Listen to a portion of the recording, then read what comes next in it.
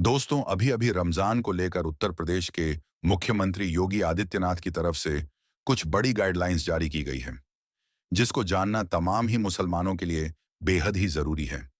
क्योंकि दोस्तों, सिर्फ मुसलमान ही नहीं, यानी हमारे गैर मुस्लिम भाई भी रमजान का इंतजार करते हैं, क्योंकि इस वक्त उनको भी काफी ज्यादा फायदा होता है। उनकी दुकानें भी बहुत ज्यादा इन दौरान चलती हैं। ऐसे में आप सभी को बता देना चाहता हूं, सरकार की तरफ से जो गाइडलाइन सामने आई है, वो कुछ इस तरह से है। वैसे तो हर साल गाइडलाइन सामने आती हैं, लेकिन इस मर्तबा की गाइडलाइंस कुछ खास हैं। इसीलिए मैंने सोचा कि आपको ये बात जरूर बता दूं। मेरे प्यारे दोस्तों, आप जानते ही हैं कि देश के माहौल कितने ज्यादा खराब हैं। ऐसे में दोस्तों, मुसलमानों को यकीनन फूंक फूंक के कदम रखना चाहिए। क्योंकि दोस्तों, अगर आप कोई छोटी सी भी गलती करते हैं, तो ऐसे वक्त में पूरी मुस्लिम कम्युनिटी के ऊपर लोगों को उंगली उठाने का मौका मिल जाएगा। और ऐसा काम आपको बिल्कुल भी नहीं करना है। जी हाँ दोस्तों, हर साल तो योगी आदित्यनाथ की सरकार की तरफ से गाइडलाइंस जारी की जाती है, और मुसलमान उन गाइडलाइंस को बहुत अच्छे तरीके से फॉलो भी करते हैं। इस मर्तबा भी जो ये गाइडलाइंस सामने आई हैं, उसको भी आपको फॉलो करना है, ताकि देश के अंदर अमन व अमान और भाईचारा बना रहे। दोस्तों, ये गाइडलाइंस हमारे फायदे के लिए बनाए जाते हैं, ताकि इन पर अमल करें और देश के अंदर शांति बनी रहे। दोस्तों, जो गाइडलाइन सामने आती है, हर साल उन्हीं से कुछ मिलती जुलती इस मर्तबा भी गाइडलाइन सामने आई है। कुल मिलाकर देश के माहौल को देखते हुए किसी भी तरह से देश के अंदर अमनो अमान खराब ना हो, इस चीज को देखते हुए प्रशासन इस मर्तबा हाई अलर्ट पर है। यानी कुल मिलाकर छप्पे छप्पे पर प्रशासन की नजर बनी रहेगी। इस चीज का आपको बहुत ज्यादा ख्याल रखना है कि आपकी वजह से कोई गलती ना हो जाए। साथ ही साथ अफवाहों के ऊपर बिल्कुल भी ध्यान नहीं देना है। और जो भी देश के अंदर अमन और भाईचारे को तोड़ने की कोशिश करेंगे, ऐसे में उनके ऊपर कड़े से कड़े एक्शन लिए जाएंगे और उनको जेल में डाला जाएगा। दोस्तों, चंद ऐसे लोग होते हैं जो कि खुसूसी तौर पर फेस्टिवल्स वगैरह का इंतजार करते हैं, ताकि वो ऐसे मौके पर हालात को खराब कर सके, अफवाहों को फैला सके और देश के अमनो अमान को बिगाड़ सके। लेकिन दोस्तों, आप जानते ही हैं कि तमाम ही, चाहे वो हिंदू या मुसलमान हो, सभी के सभी बहुत समझदार हैं। वो तो चंद ही ऐसे लोग हैं जो कि देश के माहौल को खराब करने की कोशिशों में लगे हुए हैं। हमें ऐसे लोगों की बातों में आना ही नहीं है। हमें ना ही अफवाहों के ऊपर ध्यान देना है और ना ही किसी भी तरह से अफवाहों को फैलाना है। यानी बगैर किसी तस्दीक के किसी वीडियो को शेयर नहीं करना है और ना ही किसी खबर को शेयर करना है। इन चीजों का आपको ख्याल रखना है। साथ ही साथ दोस्तों, आप अगर नमाज पढ़ने के लिए जाते हैं, तो सिर्फ वहां जाकर नमाज की अदायगी करें, खुराफात ना करें। वरना प्रशासन की नजर आप पर बनी हुई है और इसका नुकसान आपको उठाना पड़ सकता है। दोस्तों, गाइडलाइंस में यह बात भी सामने आई है कि जो मस्जिदों के ऊपर लाउड स्पीकर लगे हुए हैं, ऐसे में उनकी आवाज को उतना ही रखा जाए जितने की सरकार ने अनुमति दी है। अगर उससे ज्यादा आवाज हुई, तो ऐसे वक्त में प्रशासन की नजर बनी हुई है और वो एक्शन लेने को तैयार है। अगर आवाज तेज हुई तो लाउडस्पीकर भी हटा दिए जा सकते हैं, और साथ ही साथ इसके ऊपर एक्शन भी लिया जा सकता है तमाम ही मस्जिद वालों और कमेटी वालों के ऊपर। तो इन चीजों का भी मुसलमानों को बहुत ज्यादा ख्याल रखना पड़ेगा।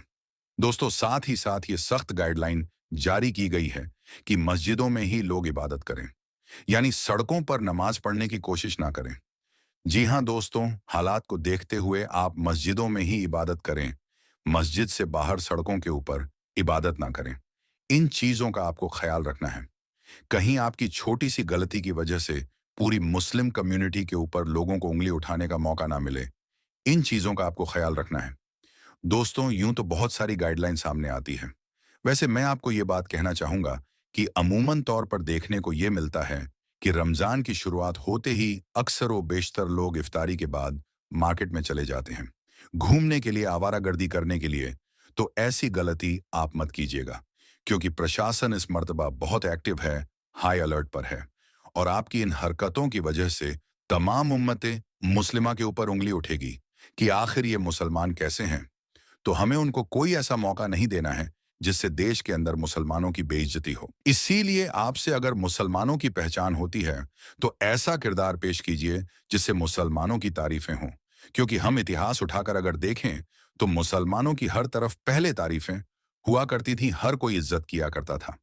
लेकिन मौजूदा दौर में मुसलमानों ने अपने किरदार को इतना गिरा दिया है जिसकी कोई हद नहीं। कोई ऐसा गलीज और गंदा काम नहीं है जो कि मुसलमान नहीं करते हों। चोरी से लेकर जिना तक, आवारागर्दी से लेकर बुरे बुरे काम तक, नशे तक, आज हर वो काम मुसलमान कर रहा है। और यकीनन ये बड़े अफसोस का मुकाम है। रमजान का मुबारक महीना शुरू हो चुका है। रमजान का मुबारक महीना जो आता है वो यकीनन बड़ी बरकत और रहमत लेकर आता है। इसमें एक का 70 गुना अता किया जाता है। तो इसको ऐसे जाया मत कीजिएगा आवारागर्दी करके। और साथ ही साथ रोजे जरूर रखिएगा, क्योंकि रोजे रखना भी यकीनन फर्ज है। और जिसने इसमें एक रोजे छोड़ दिए और वो सारी जिंदगी भी उसकी एवज में रोजे रखेगा, तो यकीनन वो फजीलत नहीं मिल पाएगी। तो इसीलिए इन चीजों का ख्याल रखिए, क्योंकि अल्लाह ताला को रोजेदार की खुशबू बहुत ज्यादा पसंद है। और अल्लाह ताला तमाम ही नेकियों का बदला जो है फरिश्तों के जरिए देगा, लेकिन रोजेदारों को उनकी नेकी का बदला खुद देगा। तो ये हमारे लिए एक बहुत बड़ी सादत वाली बात है। और यकीनन दोस्तों, जन्नत में रोजेदारों को अल्लाह का दीदार भी होगा। तो ये खुश नसीबी वाली बात है हम मुसलमानों के लिए। तो गाइडलाइंस भी आप फॉलो करें। हमारी वजह से किसी को परेशानी हो, हमें ऐसा कोई काम नहीं करना है। और रमजान का मुबारक महीना आप सभी को मेरी तरफ से बहुत बहुत मुबारक हो। मेरे प्यारे दोस्तों, हम खुश नसीब हैं कि हमें अल्लाह ने ये खूबसूरत सा महीना अता किया है। क्योंकि बहुत से ऐसे भी लोग थे जो ये चाहते थे कि हम ये मुबारक महीना पाएंगे तो इबादत करेंगे, लेकिन वो रमजान आने से पहले ही दुनियाए फानी को छोड़कर रुखसत हो गए, यानी उनकी मौत हो गई और उनकी आरजू ही रह गई। लेकिन अल्लाह ने हमें यह मौका अता किया है, तो हमें इसकी कदर करनी चाहिए। हमें ज्यादा से ज्यादा इबादत करनी चाहिए और अल्लाह को राजी करना चाहिए। क्योंकि अगर इस महीने में आप अल्लाह को राजी करेंगे तो अल्लाह भी जल्दी राजी हो जाएगा। हमारे नबी ने फरमाया, जो इस महीने को पाए और इसकी कदर ना करे उस पर अफसोस है। दोस्तों, तमाम महीनों का सरदार जो है वो रमजान है, तो ऐसे ही इसको जाया मत कीजिएगा। और जो भी योगी आदित्यनाथ की सरकार की तरफ से या सरकार की तरफ से जो भी गाइडलाइंस सामने आई है, उन पर जरूर अमल कीजिएगा, ताकि देश के अंदर अमनो अमान और भाईचारा बना रहे। दोस्तों, रमजान का मुबारक महीना शुरू हो चुका है और साथ ही इसी महीने की 14 तारीख को हिंदुओं का एक बड़ा त्योहार होली भी है। और इसी दिन यानी कि 14 तारीख को ही रमजान मुबारक का जुमा भी है। बस इसी बात को देखते हुए उत्तर प्रदेश के मुख्यमंत्री योगी आदित्यनाथ ने रमजान को लेकर अपनी तरफ से एक एडवाइजरी जारी की है और अपने 5 खास नए नियम बनाए हैं, जिनके बारे में जानना हर मुसलमान के लिए बहुत जरूरी है। दोस्तों, जैसा कि आप सभी को मालूम होगा कि उत्तर प्रदेश के मुख्यमंत्री योगी आदित्यनाथ को मुसलमानों के खिलाफ अजीबोगरीब बयान देने के लिए खास जाना जाता है। जब से उत्तर प्रदेश में योगी सरकार बनी है, तब से लेकर अब तक जितने भी मुसलमानों के त्योहार आई हैं, हर बार यही संशय बना रहता है। इस बार पता नहीं योगी सरकार की क्या एडवाइजरी जारी होगी। इस बार इस त्योहार को मनाने की हमें इजाजत मिलेगी या नहीं मिलेगी, हर बार यही संशय बना रहता है। योगी सरकार ने पहले मुहर्रम, फिर बकरा ईद, फिर ईद और अब रमजान को लेकर अपनी एडवाइजरी जारी की है और अपने 5 खास नए नियम बनाए हैं और अपने आला अधिकारियों से कहा है कि वो रमजान के महीने में इन 5 नियमों का सख्ती के साथ में पालन करवाएं और अगर कोई इनकी पालना नहीं करता है तो उन पर कड़ी से कड़ी कार्रवाई की जाए। नंबर 1, भीड़ इकट्ठा ना होने पाए। दोस्तों, योगी सरकार ने अपने आला अधिकारियों को पहला सख्त निर्देश तो ये दिया है कि इस बार रमजान के महीने में कोई भी सड़कों पर भीड़ इकट्ठा ना करने पाए, यानी कि एक जगह पर भीड़ इकट्ठा करके ना खड़े होने पाए। और खास करके 14 मार्च 2025 के दिन इस बात का विशेष ध्यान रखा जाए, क्योंकि 14 मार्च के दिन हिंदुओं का बड़ा त्योहार होली भी है और साथ ही मुसलमानों की रमजान मुबारक का जुमा भी है। यानी कि 14 मार्च के दिन जुमा की नमाज भी पढ़ी जाएगी। इसलिए इस दिन आप इस बात का खास ध्यान रखें कि कोई भी इस दिन भीड़ इकट्ठा करके ना खड़े होने पाए। ऐसा इसलिए क्योंकि हाल ही के दिनों में ऐसा देखा गया है कि हमारे देश भारत में कुछ ऐसे असामाजिक तत्व हो चुके हैं जो इस बात का फायदा उठाकर भीड़ में जाकर खड़े हो जाते हैं और फिर सांप्रदायिक माहौल खराब करने की कोशिश करती हैं। इसलिए योगी सरकार ने इस बार रमजान के महीने में अपने आला अधिकारियों को निर्देश दिए हैं कि वो संवेदनशील इलाकों में मॉनिटरिंग करना शुरू कर दें और माहौल खराब करने वालों को किसी भी हाल में बख्शा ना जाए, उन पर कड़ी से कड़ी कार्रवाई की जाए। हम आपको बता दें कि योगी सरकार का ये फरमान सुनकर पुलिस जगह जगह पर सतर्क हो चुकी है। यानी कि हमारे देश भारत में होली का त्योहार और रमजान शरीफ का जुमा शांति और भाईचारे के साथ मने, इसलिए पुलिस अब से ही अलर्ट हो चुकी है और संवेदनशील और अति संवेदनशील इलाकों में मॉनिटरिंग करनी भी शुरू कर दी है। क्योंकि इसके लिए योगी सरकार ने अपने आला अधिकारियों को सख्त निर्देश दिए हैं और कहा है कि वो इस बार रमजान के महीने में इस बात का शक्ति के साथ पालन करवाने की कोशिश करें। नंबर 2, लाउड स्पीकर की आवाज धीमी रखी जाए। दोस्तों, जैसा कि आप सभी को मालूम है, रमजान का महीना शुरू हो चुका है और इस महीने में सुबह सेहरी के वक्त बार बार मस्जिदों से आवाज लगाई जाती है, फिर अजान होती है और फिर नमाज होती है। इसी तरह से फिर शाम को इफ्तारी के वक्त सायरन बजता है और मस्जिदों से रोजा खोलने की आवाज लगाई जाती है। बस इसी बात को देखते हुए इस बार योगी सरकार ने एक एडवाइजरी जारी की है, जिसमें अपने आला अधिकारियों को सख्त निर्देश दिए हैं कि जितने भी मस्जिदों के ऊपर लाउडस्पीकर लगे हुए हैं, उनकी आवाज को धीमा रखा जाए। यानी कि किसी भी मस्जिद से लाउडस्पीकर में जोर जोर से ना बोला जाए और खास तौर से सुबह सेहरी के वक्त बेवजह शोर शराबा ना किया जाए। इस बात को लेकर योगी सरकार ने अपने आला अधिकारियों को सख्त निर्देश दिए हैं कि वो इस बार रमजान के महीने को लेकर किसी भी तरह की कोई अनदेखी ना करें और इस नियमों का सख्ती के साथ में पालन करवाया जाए।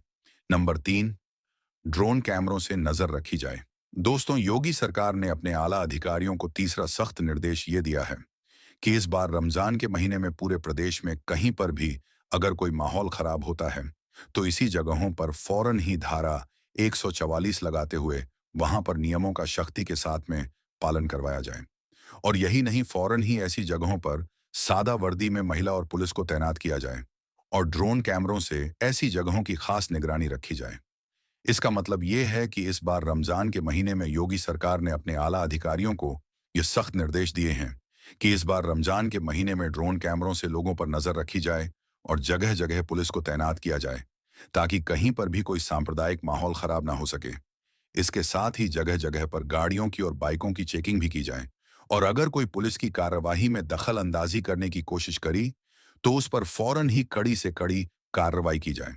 इसके अलावा योगी सरकार ने अपने बयान में यह भी कहा है कि इस बार रमजान के महीने में कोई भी मुसलमान मस्जिद के बाहर यानी कि सड़क पर खड़े होकर नमाज न पढ़ने पाए, यानी कि सिर्फ मस्जिद के अंदर ही नमाज पढ़ी जाए।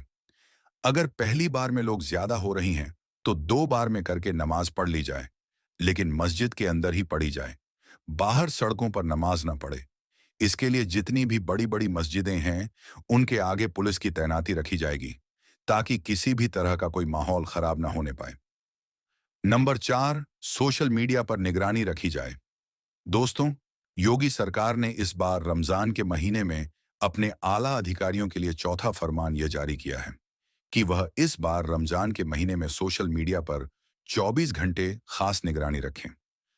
कोई भी रमजान के महीने में सोशल मीडिया के जरिए से किसी भी तरह की कोई अफवाह ना फैलाने पाए, यानी कि कोई भी सोशल मीडिया पर किसी भी तरह की कोई आपत्तिजनक पोस्ट ना करने पाए और खास करके 14 मार्च के दिन इस बात का खास ध्यान रखा जाए क्योंकि उस दिन हिंदुओं का बड़ा त्योहार होली है और मुसलमानों की रमजान का जुमा भी है।